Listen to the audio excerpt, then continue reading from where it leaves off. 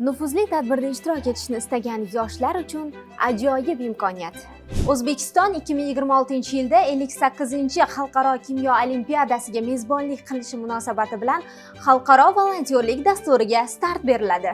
90 dan ortiq davlatdan 1000 ga yaqin ishtirokchi va delegatlar qatnashib kutilayotgan ushbu nufuzli olimpiada jamoasiga barcha tashabbuskor yoshlarni chorlaymiz. Xalqaro volontyorlik dasturidagi yo'nalishlar bilan tanishing.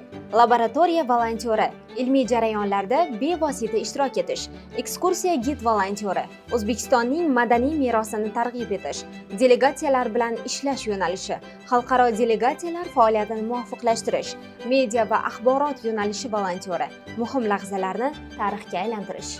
Bu imkoniyat sizni bilim, tajriba va global ahamiyatga ega jarayonlarda ishtirok etishga chorlaydi. Agar siz ICCHO 2026 tarixining bir bo'lagi bo'lishni xohlasangiz, hoziroq ro'yxatdan o'ting va jamoamizga qo'shiling. ICCHO 2026 siz bilan yanada kuchli.